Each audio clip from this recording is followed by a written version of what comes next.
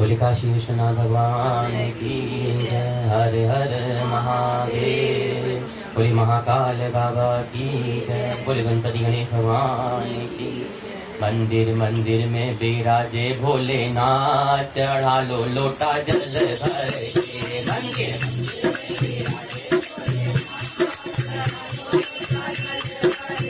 मंदिर मंदिर में विराजे भोलेनाथ, चढ़ा लो लोटा जल भर के। मंदिर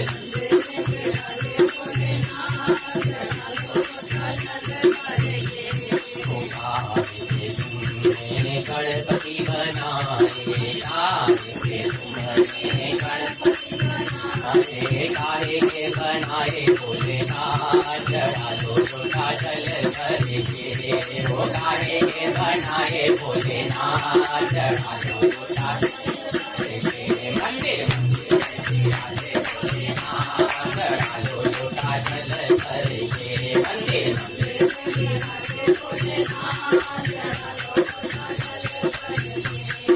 गोवर्धा हमने गणपति बनाए, गोवर्धा हमने गणपति बनाए।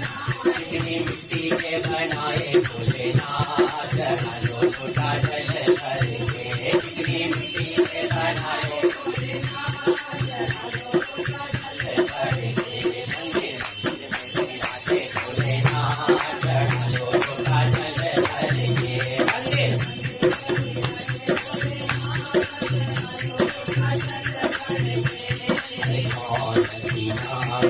गणपति बनाए और कौन बिनाए भोलेनाथ, चढ़ा लो लोटा भर के। कौन बिना में बनाए भोलेनाथ, मंदिर मंदिर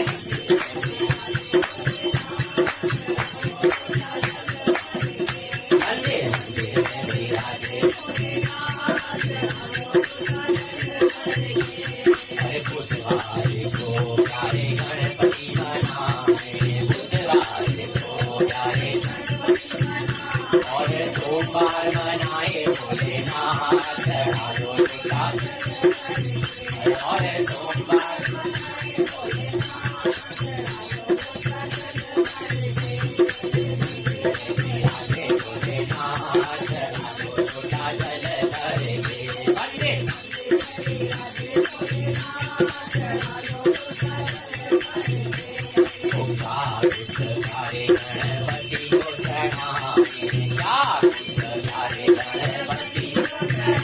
और क्या कराए भोलेनाथ, चढ़ा लो लोटा जल भर के।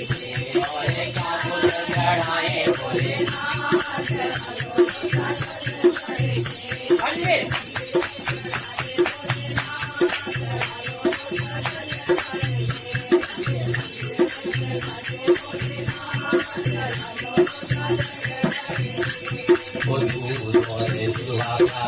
गणपति को चढ़ाए, और बेल पत्र भोलेनाथ, चढ़ा लो लोटा जल भर के। और बेल पत्र भोलेनाथ, चढ़ा लो लोटा जल भर के। ओ मंदिर मंदिर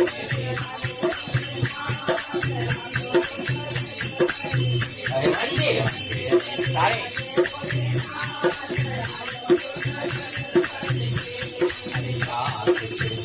गणपति को लगाए और क्या भोग लगाए भोलेनाथ, चढ़ा लो लोटा जल भर के। और क्या भोग लगाए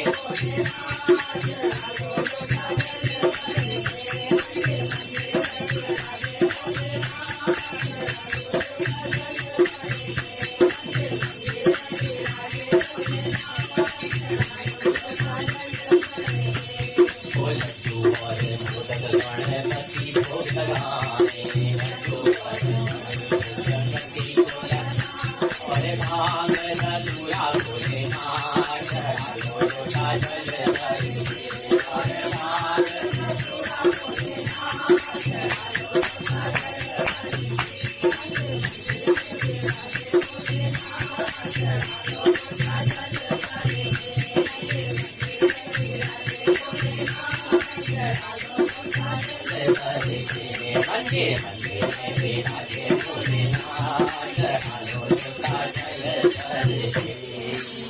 काशी विश्वनाथ भगवान की जय। आज ना एक हमें कथा को करते आगे बढ़ाते हैं पहले तो एक मैसेज आया हमें बड़ा।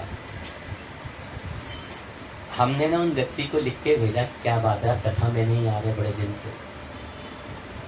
वो मुझे लिख के देते हैं ओके। मैंने कहा भाई कथा में नहीं आ रहे ओके, इसका जवाब मिलता क्या हो?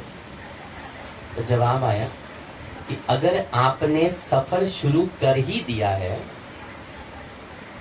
अगर आपने सफर शुरू कर ही दिया है तो बीच रास्ते में से लौटने का कोई फायदा नहीं होगा। अगर सफर शुरू कर दिया है तो बीच रास्ते लौटने से फायदा तो होगा नहीं, क्योंकि वापस आने में जितनी दूरी आपको पार करनी पड़ेगी ना, क्या पता उतनी दूरी आगे जाए आपको मंजिल मिल जाए।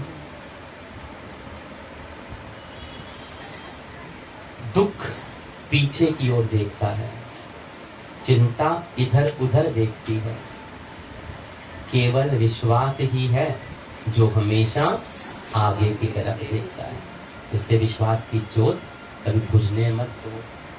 अब मैं ये सोच रहा हूँ कि जो भजन जो इतना प्यारा इन्होंने मुझे लिख के भेजा है, खुद पे तो अमल करते नहीं हो।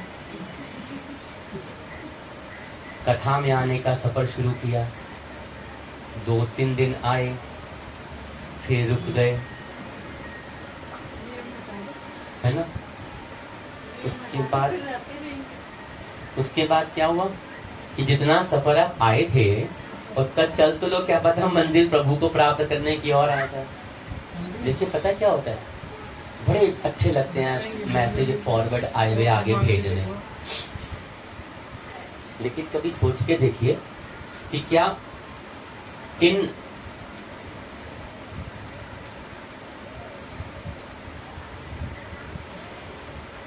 बातों का आपके जीवन में असर है, अमल है?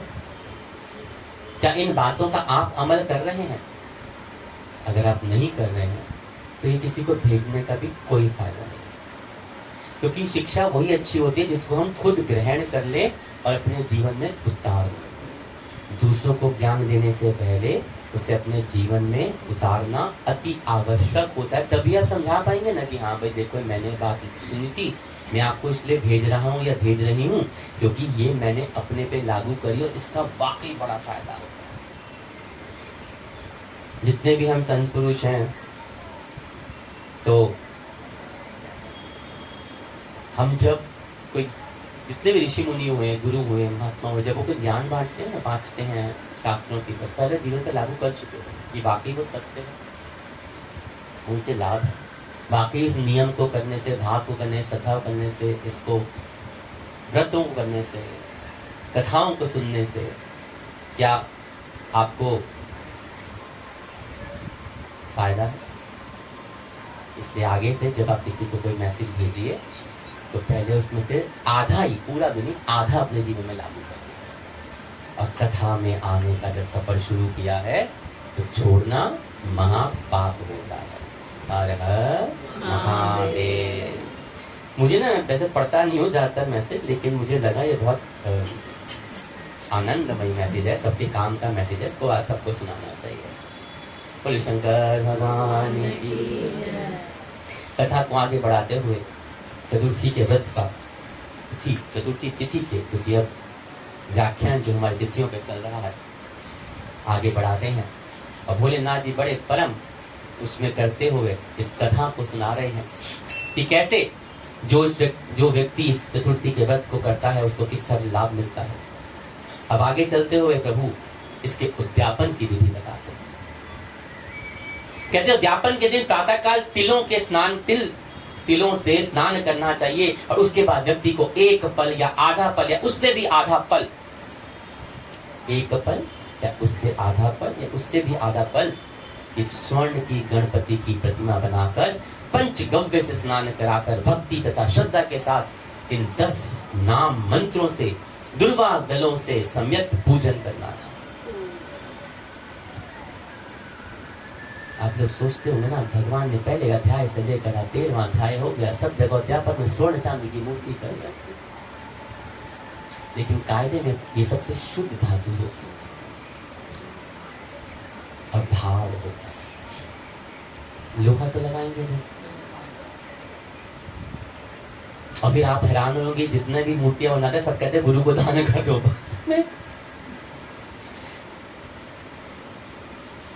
लेकिन प्रभु ने ये भी लिखा कि एक पल आधा पल, इससे भी ज्यादा। अब पल को अपना ढूंढना कितना होता है, ये भाव होता है। ऐसे ही जब किसी को संतान प्राप्त नहीं होती ना, तो संतान गोपाल स्तोत्र का पाठ किया जाता है, हरिवंश पुराण का पाठ है, बहुत मुश्किल है ये, जिसमें जो वासुदेव जी ने भगवान कृष्ण को करने किया था। अवश्य संतान होते हैं, हमने 2-3 लोगों कराया, 18 साल का पहली संतान पैदा। उसके उद्यापन विधि के अंदर भगवान विष्णु लक्ष्मी की, या कहिए विष्णु रूप की स्वर्ण में प्रतिमा थी। तो किसी ने करवाया तो उन्हें बताया तो आप कैसे भी करिए।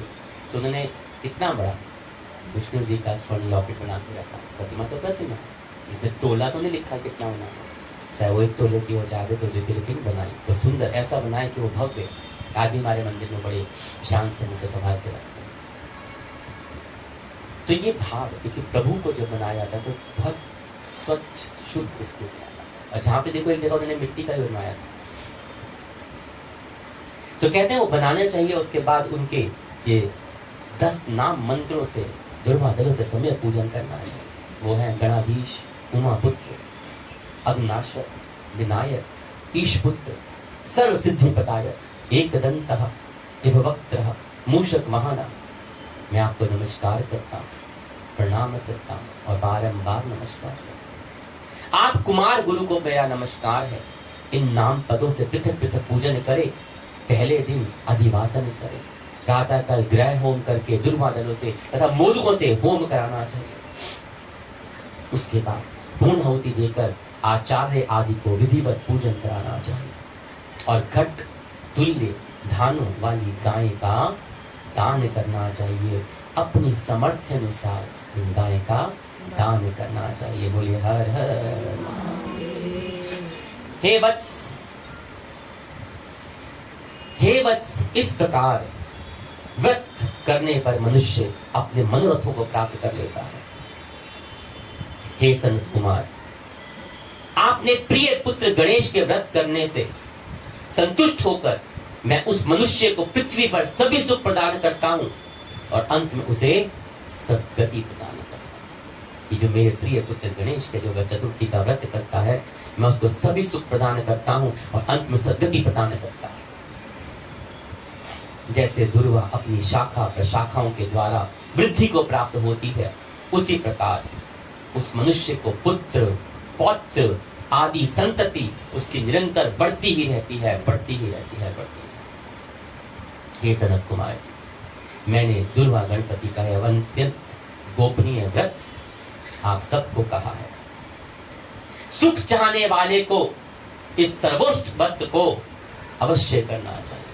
चतुर्थी का व्रत वैसे भी बहुत फलदायक होता है और इसको करने वाले को बहुत लाभ प्राप्त होता है। अब गणपति की बात चल रही है, विघ्न हरता तो सबके विघ्न हरते हैं। कहते हैं एक समय विष्णु भगवान का जब लक्ष्मी जी प्रकट हुई थी तो उनका विवाह उनसे पक्का हो गया, संपन्न, हाँ निश्चित हो गया। जब लक्ष्मी जी प्रकट हुई थी, पता है लक्ष्मी कहां से प्रकट हुई थी? जब मंथन किया गया था तो माँ लक्ष्मी उससे प्रकट हुई थी और उनका विवाह, उनको विष्णु जी को सौंप विवाह करना था, निश्चित हो गया। विवाह की तैयारी होने लगी, सभी देवताओं को निमंत्रण भेजे गए, परंतु गणेश जी को निमंत्रण नहीं दिया गया। कारण जो भी रहा होगा।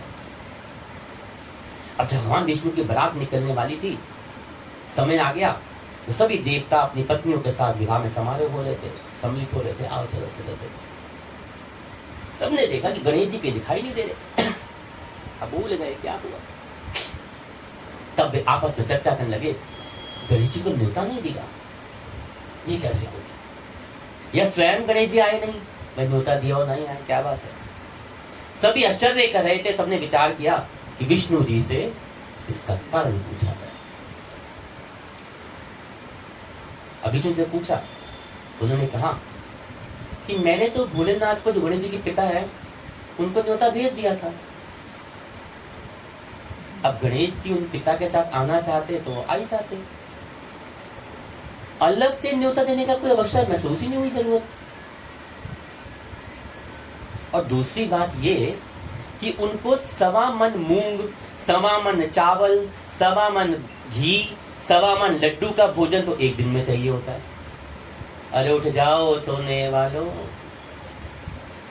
जो जागत है सो पावत है, जो सोवत है वो क्या कर सकते हैं। निंद्रा रानी की इतनी कथा हम सुन चुके हैं, तो मुझे बोलते हुए शर्म आ जाती है। यदि गणेश जी नहीं आएंगे तो कोई बात नहीं, दूसरे के घर जाके इतना सारा खाना पीना भी अच्छा नहीं लगता ना। अब आपके घर में मान आ जाए, इतना खाता हो, सोचो कि नहीं आया तो बढ़िया काम है, चलो अच्छी बात है, नहीं आया तो।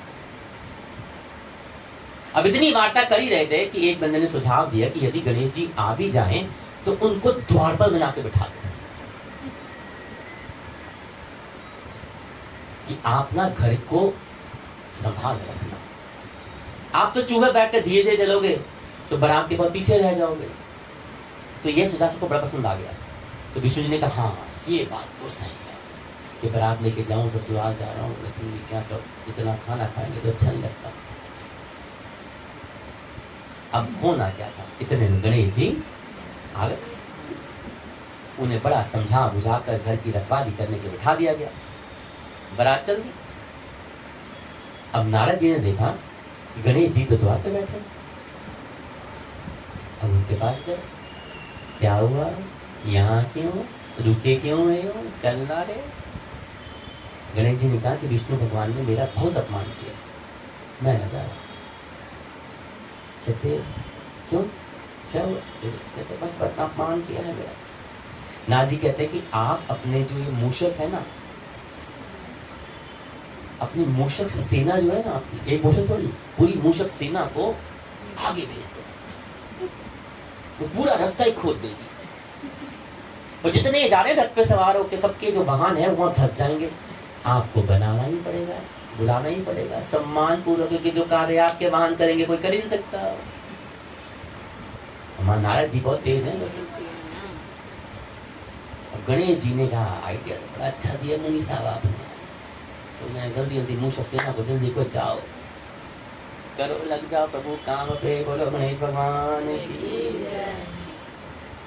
अब सेना जो थी आगे गई, सेना जल्दी जल्दी सारी जमीन जो थी खुद खुद खुद खुद खुद खुद अंदर अंदर से पोली कर दी, ऊपर से नहीं अंदर से। और जैसे बारात वहां से निकली, रथों के पहिए सारे धम धम धम, लाख कोशिश करो पहिए ना निकले, लाख कोशिश करो पहिए, सबने सारे उपाय कर लिए परंतु पहिए नहीं निकले। कोई तो टूट गए, कोई हुए। अब किसी की समझ में आ ही नहीं रहा था क्या करें। तब नारद जी फिर आ गए बारात के बीच में, कहते आप लोगों ने ना गणेश जी का अपमान करके अच्छा काम किया। देखो नारद जी कुछ भी कहो, दोनों पल्लों का बाल रख लेते हैं। वहां रास्ता दिखा दिया और यहाँ पे क्या अपमान नहीं होने दूंगा प्रभु, काम कर बदनाम कर रखा उनको, बड़े काम की व्यक्ति है। यदि उन्हें मनाकर लाया जाए तो हो सकता है कार्य सिद्ध हो, जाओ उनको मनाकर लाओ, संकट टल जाएगा। विघ्न विनाशक कहते हैं उनको। शंकर भगवान ने अपने दूत नंदी को भेजा, गणेश जी को लेकर जाओ ले आओ। वो गए मना मनु कर। अब पिताजी के जाएंगे, परम प्रिय नंदी भगवान जाएंगे तो ना, आ गए। अब सब लोगों ने उनको बिठाया, उनका आदर सम्मान किया, उनका पूजन किया, फिर उनको विराजमान किया रथ पे। तो पहिए रथ बाहर, बोले हर हर। अब पहिए तो रथ से निकल गए, टूट फूट गए, तो उनको कौन ठीक करेगा। अब पास ही खेत में कोई पति काम कर रहा था।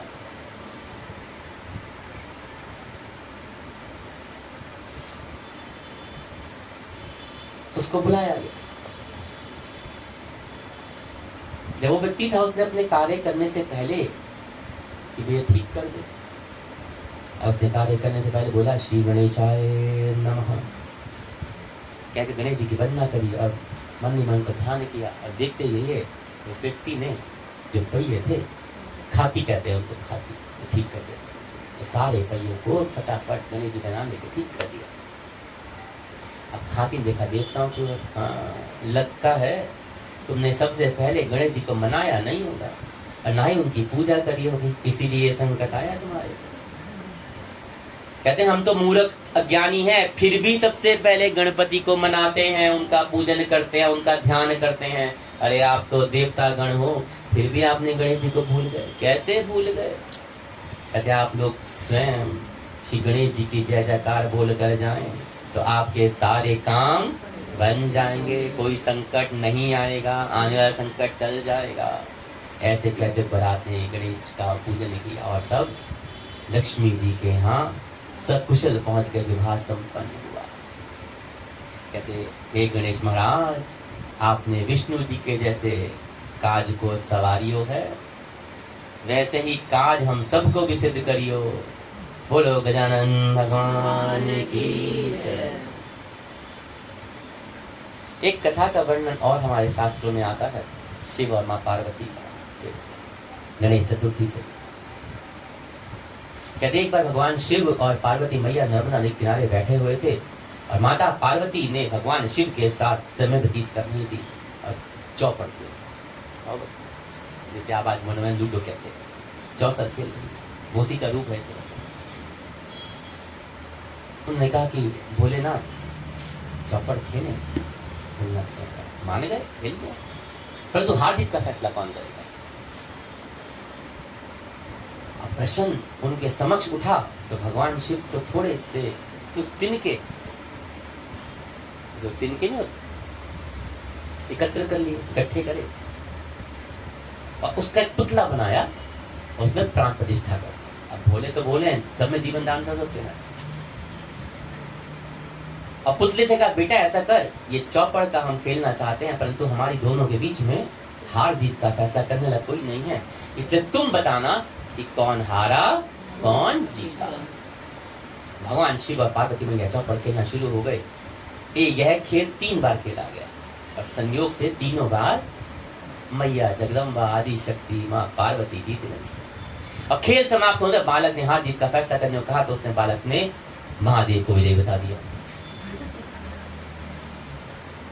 सुनकर पार्वती ने क्रोधित हो गई। क्रोध में उसने बालक को लंगड़ा होने, कीचड़ पड़े रहने का श्राप दे दिया।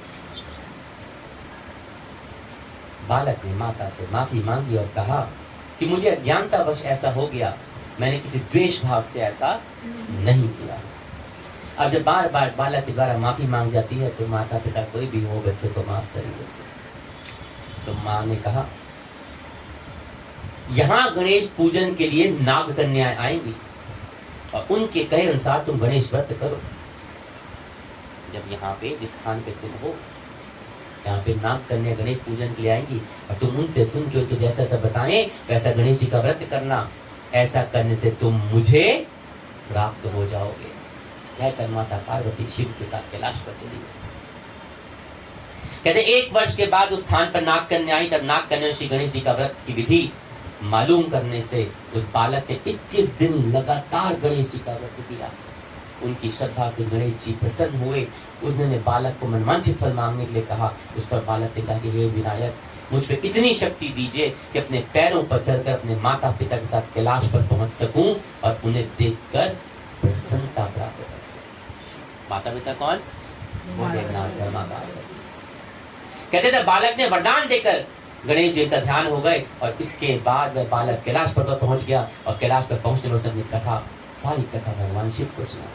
चौपड़ वाले दिन से माता पार्वती और शिव जी से विमुख हो गई थी, अतः देवी के रुष्ट होने पर भगवान शिव ने भी बालक के बताए अनुसार 21 दिन तक गणेश जी का व्रत किया। कहते चौपड़ के दिन ना तो वो पार्शलिटी होती, वहां शिव जी से रुष्ट हो गई, तुम्हें भी शक्ल नहीं दिखाऊंगी।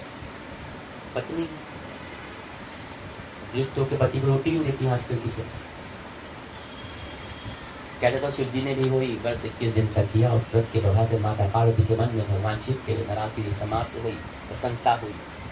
और कहते तब से व्रत विधि भगवान शंकर ने माता पार्वती को बताई। यह सुनकर माता पार्वती के मन में भी अपने पुत्र कार्तिकेय से मिलने की इच्छा जागृत हुई। और तब माता पार्वती ने 21 दिन तक श्री गणेश जी का व्रत किया, दुर्वा फल लड्डुओं से गणेश जी का पूजन अर्चन किया, भेंट अर्पण किया। अब 21 दिन में जाके कार्तिकेय स्वयं माता पार्वती से जाके मिले। और उस दिन से भी गणेश चतुर्थी का यह व्रत समस्त मनोकामनाओं को पूर्ति करने वाला व्रत माना जाता है। और इस व्रत को करने से मनुष्य के सारे कष्ट दूर होकर मनुष्य को समस्त सुखदायक प्राप्त होती है। ये चारों कथों हमारे शास्त्रों में कथाओं के द्वारा वर्णित है। गणेश चतुर्थी का व्रत करने से क्या क्या लाभ प्राप्त होते हैं, क्या क्या फलदायक होते हैं। अरे शिव भोले हितकारी तुम लाज राखो हमारी, हो शिव भोले हितकारी तुम लाज राखो हमारी। अरे शिव भोले हितकारी तुम लाज राखो हमारी, हो शिव भोले हितकारी हो लाज राखो हमारी, हो लाज राखो हमारी, लाज राखो हमारी। ओ शिव भोले भंडारी तुम लाज राखो हमारी, ओ शिव भोले भंडारी।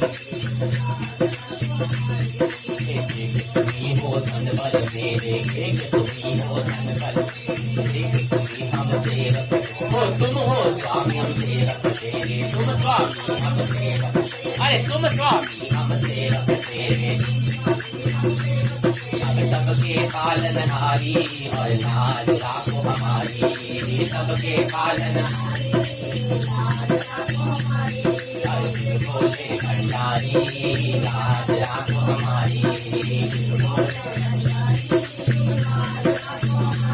हो लाज राखो हमारी, हो लाज राखो हमारी, लाज राखो हमारी।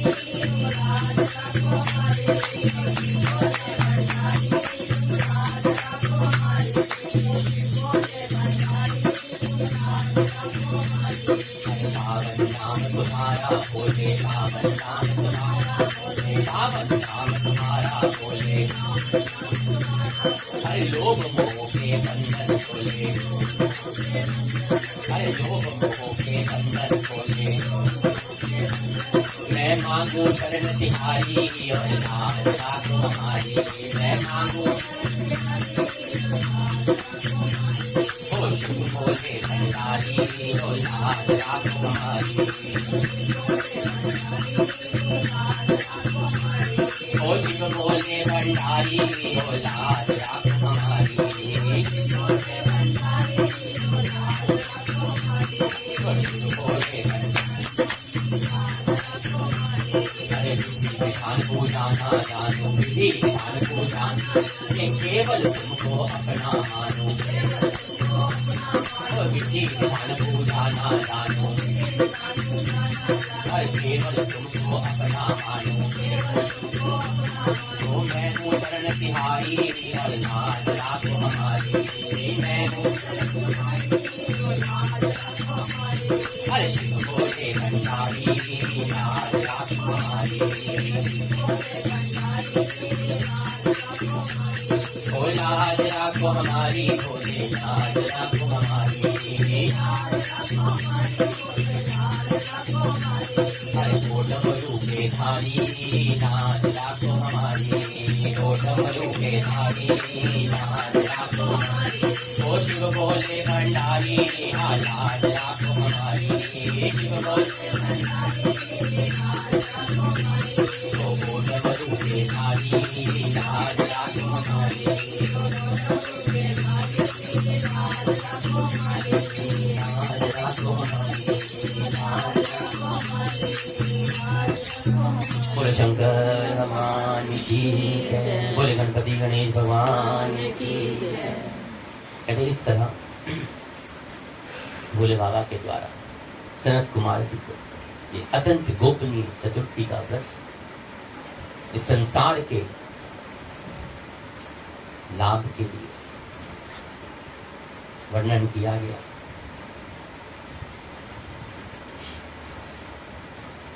हम भगवान को भोग लगाते हैं,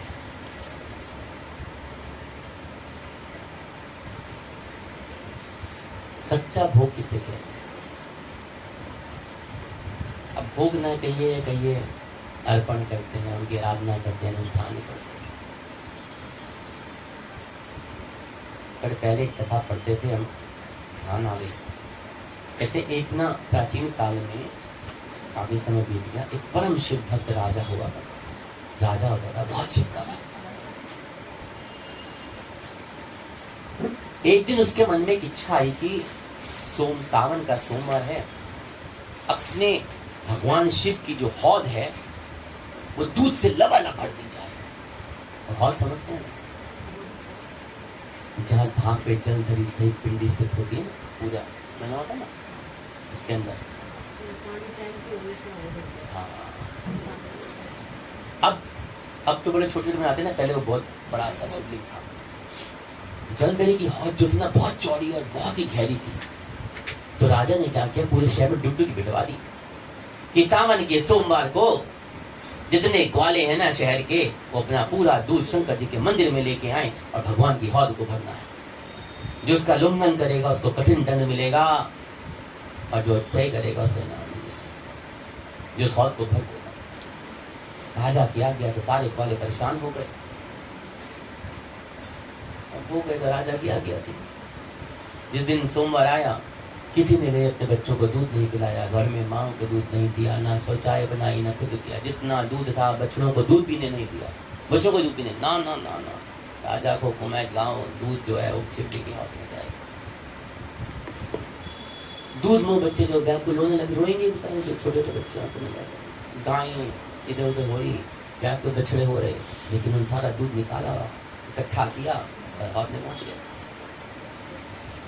हर हर महादेव, हर हर महादेव, हर हर महादेव। हौद के अंदर दूध छोड़े जा रहे, छोड़ दिया। इतना आश्चर्य की बात कि इतना दूध आया, इतना दूध आया कि हौद पूरी ना भरी। राजा चिंता पड़ गया, आश्चर्य भी हुआ, ये क्या हो गया। सारे आ गए, हाँ आ गए। अच्छा, हौद बन गए, दूध भी नहीं। इंतजार होने बैठे रहे, क्या हो गया प्रभु, क्या गलती हो गई। क्या तभी एक बुढ़िया ना एक छोटी सी लुटिया में थोड़ा सा दूध लेके बड़े भक्ति भाव से आ गए। कहते महाराज मैं भी चढ़ा दूं, और अभी खाली थी काफी। उन्होंने कहा भेजे चढ़ा दे। इसने बोला कि शहर भर के दूध क्या तेरी छोटी सी लुटिया में जो थोड़ा दूध बचा है,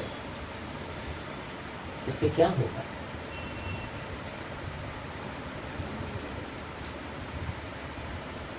बुढ़िया बोलती है कि प्रभु महाराज, भगवान ने मुझ बुढ़िया की ये श्रद्धा बड़ी जो आंखें दी हैं, ये भाव दिया है, चाहे ये 2 बूंदी स्वीकार कर लें, ये तो क्या है नीचे। उन्होंने कहा ठीक है, चढ़ा। बुढ़िया गई, हर हर महादेव करके लोटे में थोड़ा सा दूध था, वो दूध उसने हौद में डाल दिया। और जैसे ही वो दूध चढ़ाकर निकली, या क्या देखते हैं कि हौद दूध से पूरी भर गई। राजा के पास खबर पहुंची, राजा को आश्चर्य का ठिकाना नहीं रहा। अच्छा ऐसा, अगला सोमवार फिर आया। राजा ने फिर वही आगे दे दी कि सोमवार है भाई, हौद भरनी है। पूरा नगर भगवान शंकर की हौद में भरने के लिए निकल पड़ा। कहते हैं पूरे शहर का दूध भगवान की हौद में भरा गया, लेकिन हौद फिर खाली रह गई। फिर वो बुढ़िया आ गई थोड़ी देर बाद, डाल दो, आ गया। तो राजकुमार जो वो कर्मचारी थे, वो राजा के पास गए, राजा को सारा वृतांत सुना। राजा बड़ा आश्चर्यचकित हुआ। राजा ने कहा ऐसा है कि मेरे सामने मैं आ रहा हूँ, मैं देखूंगा कैसे होता है। थोड़ा दूध जो है, तो जो भी होगा मेरे सामने होगा, रास्ते का पता चलना चाहिए घटना जो होगी। और तो राजा चले गई। जब तक वो सोचते उसको जाने दिया, चढ़ाया, दूध फिर भरा गया। राजा ने कहा अगली बार ना सामने रहे। तीसरा सोमवार आया, राजा की उपस्थिति में उन्होंने कहा जितना दूध होगा मेरे सामने भरा जाएगा। और 2 सोमवार तो हो गए, पूरे शहर के दूध से हौद नहीं भर रही थी, लेकिन वो लुटिया एक छोटी सी बुढ़िया का दूध में हौद भर जाती। आज नहीं केवल मैं बैठूंगा, सब देखूंगा उन सर ऐसे क्यों नहीं भरी जा रही और क्यों उससे भरती। तीसरा सोमवार आया तो राजा वहीं बैठ गया, सारा दूध हौद में डाला गया, पूरे नगर का शहर का हौद भी खाली। इतने में वो बुढ़िया आई, बड़े भाव से उसने कहा चढ़ा दी। उसने कहा चढ़ा। जैसे बुढ़िया ने दूध चढ़ाया, थोड़ा सा दूध था, हौद भर गई। बुढ़िया पूजा करके अपने घर को चल गई। राजा उसे कुछ नहीं बोला, इसका पीछा करने लगा। कुछ दूर जाने को उसने बुढ़िया का हाथ पकड़ लिया। बुढ़िया डर थर थर कांपने। राजा ने उसे अभय कहा कि कुछ नहीं होगा, घबराओ नहीं, बस मेरी एक जिज्ञासा को शांत कर दे। अरे तेरे पास ऐसा कौन सा जादू टोना मंत्र है, क्या मंत्र पढ़ के चढ़ाती है बता दे, जिससे तेरी लुटिया में थोड़ा सा दूध चढ़ाते ही वो शंकर जी की हौद एकाएक भर जाती है। बुढ़िया कहती है मैं कोई जादू टोना नहीं जानती, कोई तंत्र मंत्र नहीं जानती, कोई मंत्र फंत्र नहीं जानती, और नहीं मैं करती हूँ। कहते तो करती क्या है फिर? लोग ना हमसे भी कई बार ये पूछते हैं, हमें अच्छी तरह याद है, आए नहीं आज, ये तो मैं आपके सामने करवा रही, पिछले साल एक की बात है, सबको पता ही होगा जो आते हैं। यहाँ पे नाम तो नहीं लूँगा, एक मंदिर है, वहाँ के कुछ लोग आए यहाँ पे, महारानी का 9वीं का दिन था, हम इनके दर्शन किए। अब आप सब ने किए हैं तो हम तो भाव से इनको प्यार करते हैं, जो भी करते हैं। कहते हैं ये इतना सामान, जेवर लहंगे, इतने महंगे महंगे साड़ियाँ लहंगे, ये लाते कहाँ से, ये करते क्या है महाराज? अब बताओ। और लुटिया का दूध मेरे पास दिया थोड़ा सा, मैं भी वो लुटिया का दूध ही लोग ले लेता हूँ बाद में।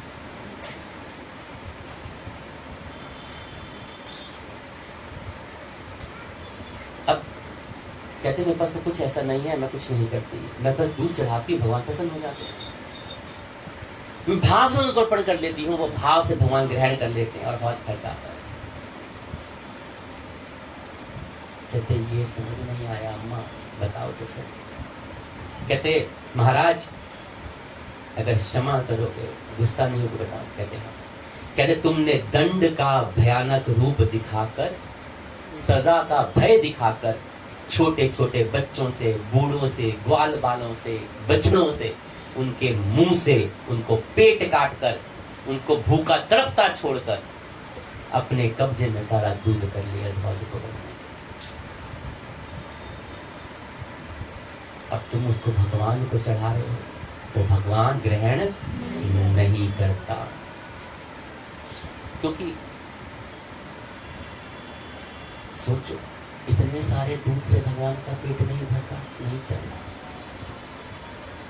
कहते मैं अपने ग्वाल बालों को, अपने पोते पोतियों को, बच्चों को, सबको दूध पिला के जो बच जाता है साफ सुथरा, वो प्रभु के लिए लेके आती है, वो भाव से चढ़ा देती प्रभु। यही है, कहते वो भाव को वो ग्रहण कर लेता है और उसका भर जाता है। बोलिए हर हर महादेव। राजा को अपनी भूल समझ आ गई और उसने आगे से किसी को भी कष्ट ना पहुंचाने का और ऐसी हरकतें ना करने की कसम खाई और भगवान के पास जाके क्षमा याचना करें। पूजा कर्म करते इस बात का ध्यान रखना चाहिए, मेरे पास तो जो भी कुछ है परमात्मा का है, सबको दिया परमात्मा ही पता है, तो मुझे केवल निमित्त मानकर उनकी दी हुई वस्तु को अपने सामर्थ्य के अनुसार उसको अर्पण अवश्य करना चाहिए। पर ऐसा नहीं करना चाहिए कि आप इधर में भूलिए। हमने सबको जब भी कहते हैं जब कथा में आओ तो अपने घर में सबको भोजन करा के चाहे तो जल्दी कर, लेकिन अपने नियम को, कर्म को पूरा करके आना चाहिए। तो इस भाव से जो प्रभु का पूजन करता है ना, वो परमात्मा उसको हमेशा पूर्ण करता है।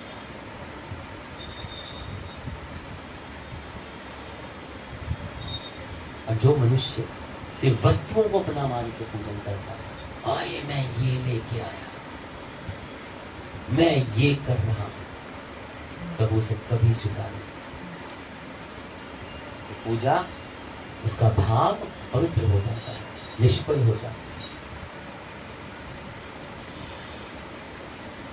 आप अपने सामर्थ्य, देखिए कथा में बाबा सामर्थ्य, सामर्थ्य आपका उतना ही होना चाहिए। मत सोचो कि मैं, मेरा सामर्थ्य तो गुलदस्ता लाने के मैं फूल लेके जाऊंगा, मेरा सामर्थ्य भगवान को सोने का हाथ लाने के लिए मैं उसको आर्टिफिशियल लेके जाऊँ ना, वो नहीं।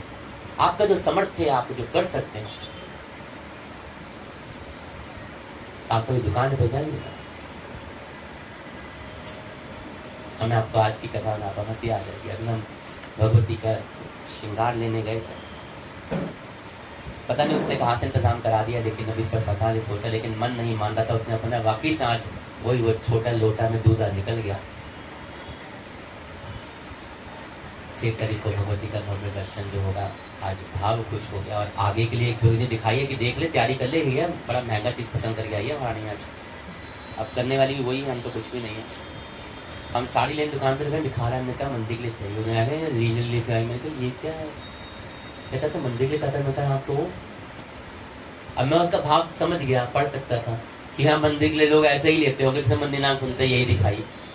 मैंने कहा भाई ऐसा ना चाहिए, अच्छी दिखा, जो इसको तुम्हारी भाषा ब्राइडल कहते हैं, हैवी भारी भारी में लिखा भाई तो समझ में आए। मेरी शक्ल देख रहा था ऐसे, वो एक आध लाया, कह रहे थे, फिर बोला कि नहीं हमारे बस के नहीं, हमारे पास जो आप चाह रहे हैं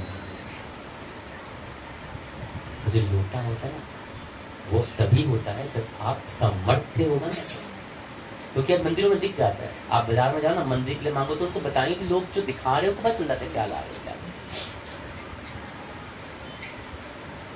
बहुत साल पहले की बात है, मैं समर्थ्य की आपको कहानी सुनाता हूँ, रियल घटना।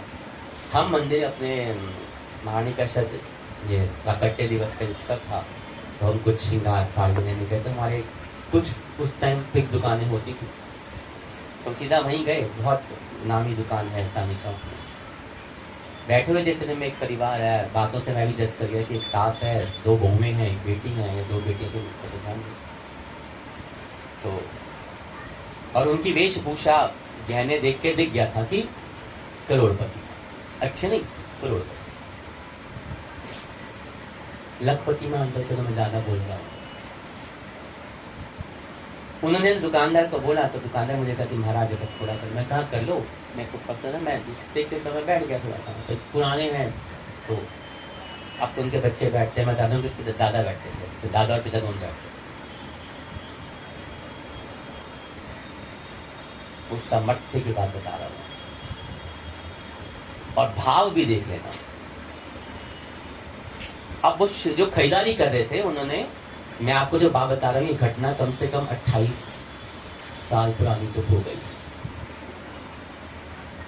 27-28 साल पुरानी होंगे।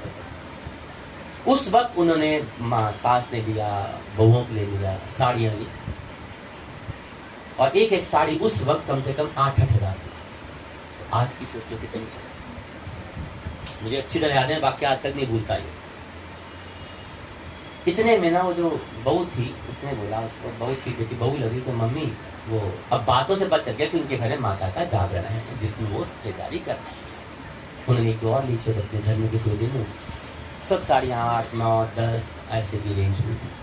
तो उसने बोला अरे मम्मी वो पंडित जी ने कहा था वो जागरण में माता को श्रृंगार चढ़ाना है ना, तो वो भी लेनी है साड़ी। अरे हाँ हाँ हाँ हाँ हाँ। उसने दुकानदार को बोला कि भैया एक 500-700 की साड़ी दिखा दिए। कहते क्यों? कहते मैया को चढ़ानी है, 500-700 हज़ार की साड़ी दिखा दी।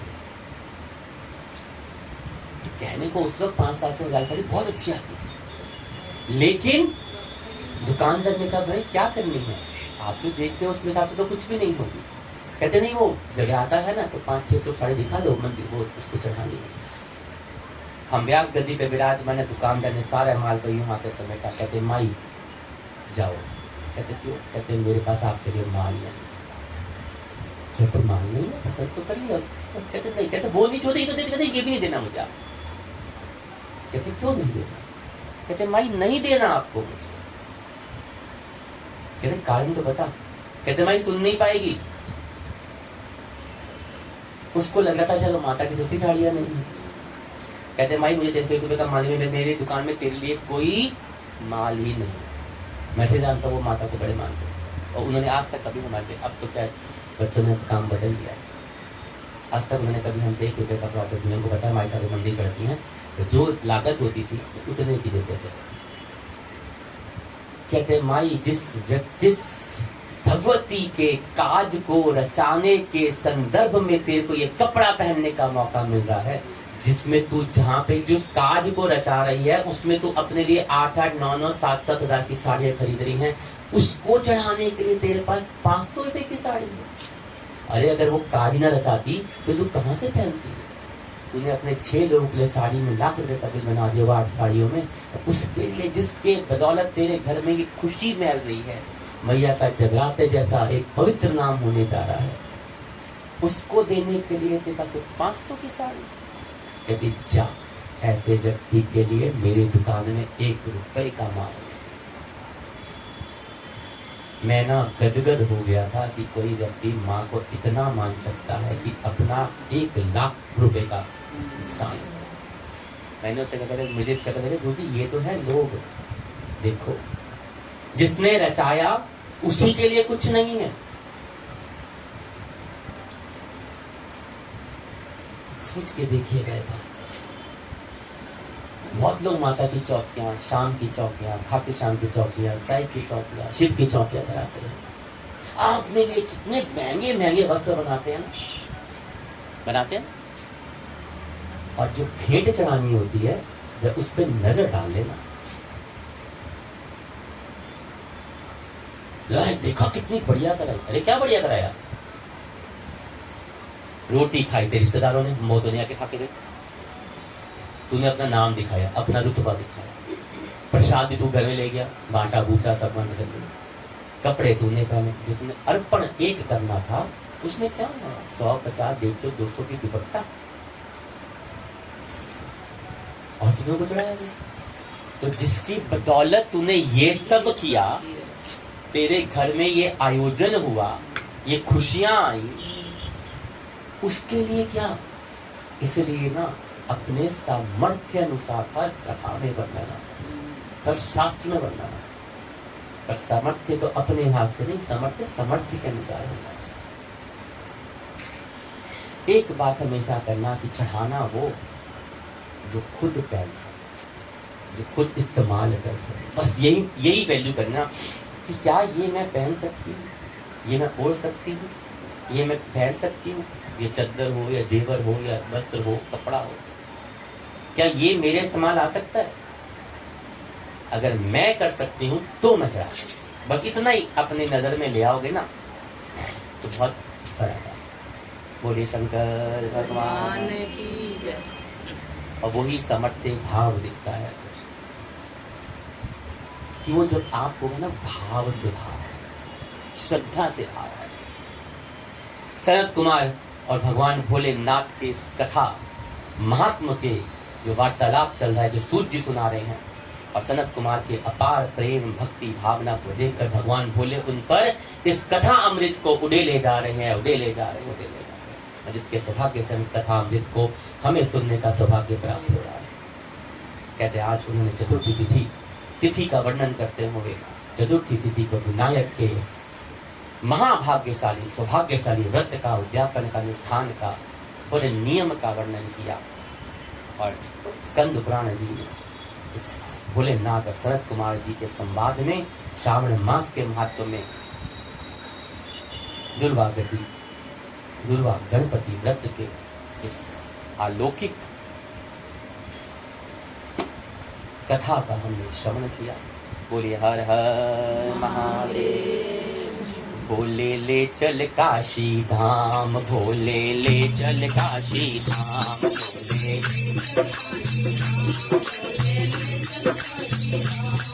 ओ जहाँ विराजे गौरा रानी और गणपति सरकार, जहाँ विराजे भोले ले चल काशी धाम, भोले ले चल काशी धाम।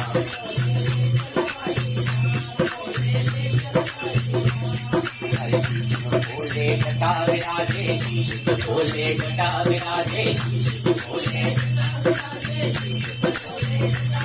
अरे उनकी जटा में बहती रहती गंगा जी की की धार उनकी जटा से बोले चल काशी धाम बोले चल काशी धाम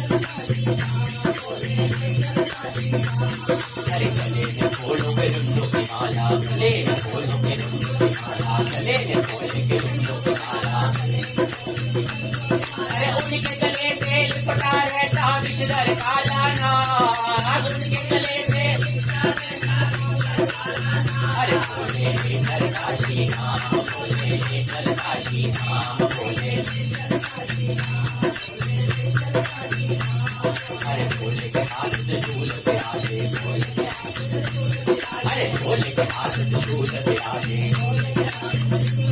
अरे हाथों में भरे भोले बजता देखो डमरू नाद हाथों में उनके है बजता देखो डमरू नाद बोले चल काशी धाम बोले